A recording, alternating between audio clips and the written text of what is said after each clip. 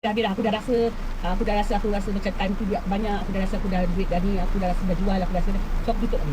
Masuk industri aku tutup. Habis. Alright guys. Okey, kita akan sambung di segmen yang kedua. Okey, ini cerita bukan betul macam Muhammad kata tadi. Itu kan cerita buka air. Sebab kita ada episod sebelum ni. Orang kata pengalaman. Pengalaman betul. Eksklusif lah. Episod sebelum ni pun Amin Spring pun ramai orang tengok dan terinspirasi.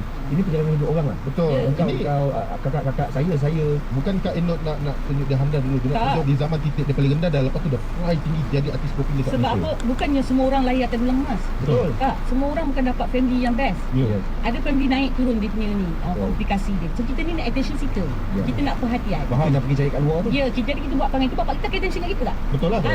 Jadi benda-benda dulu kita punya jahat lain. Jahat lain. Budak sekarang jahat dia lain. Betul. So dia berbeza-beza. So itu adalah pengalaman. Saya berceritakan ni bukan untuk orang hitam saya, Betul. tetapi untuk bercerita pengalaman yang saya dah lalui. Sebab orang tak tahu apa yang kita pernah tempuh. Dan pengajaran untuk anda semua. Ya betul. Okey, stop. Kita akan sambung di segmen yang kedua. Ya. Dua mesej cerita ini dikayakan oleh Pokyok episod 101 terus kejap lagi di segmen yang kedua. Dia macam ni tau. Kita dah terbiasa macam kehidupan kita boleh keluar susu pagi. Betul, boleh serokok sekali Yes. kat mana. Jadi bila kau dah dikepung dalam satu tempat tu, kau akan rasa macam this is the end kita punya life kan. Tahun 2002 tu orang macam time tu awak tengah gap. Lalu mana dulu orang tak kenal Jojo je setakat Jojo kenal kita sekarang ni. Dulu selalu cakap dengan Kak Syora. Semua orang nak ambil apa gambar Kak Sheila, Kak Sherky, Kak Syora. Saya tak siapa nak ambil gambar dengan saya. Tiga orang dia masa tu kan duduk kat kampung tu. So kita orang dalam tu pun ada kerja kita kena buat susun paku, yang masak buat kuih. So semua tu ada gaji. Yang mana tiba-tiba yang buat kuih nanti tiba-tiba ada hari pasar malam kita boleh keluar tapi kena guard lah. Polis akan stop kita untuk keluar lah. Jual untuk kat pasar malam. Kita ada macam tu, ada keluar. Siapa yang baik perangai kita dapat keluar lah.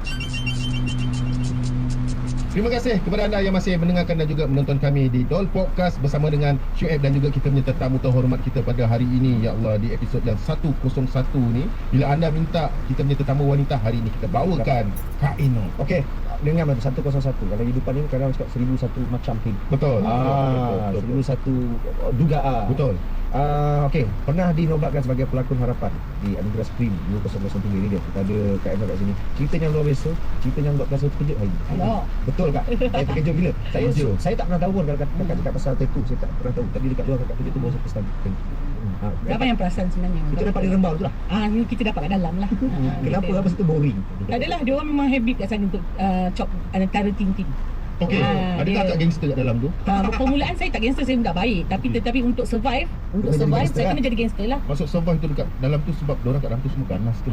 Dia ganas sikit lah. Jadi kita macam tak nak diri kita dipijak di Kena dalam bully. tu. Kita kena up diri kita naik lah. Sebab masa tu masuk awak masih bergetah lagi. Sekarang pun masih. Jadi awak kena takluk something kat situ dalam tu supaya kita naik tata kat atas lah. Jadi kita boleh disecurekan ada seorang yang akan jaga kita. Akak kena pukul tu kat dalam masa awal Kita tak kena pukul, tapi ada seorang kawan dia, punca dia masuk sebab ada seorang tu yang dia orang kena teruk, kena bully dalam tu lah. Sampai dia buang peranakan dia whatever. Sebabkan dia orang dalam tu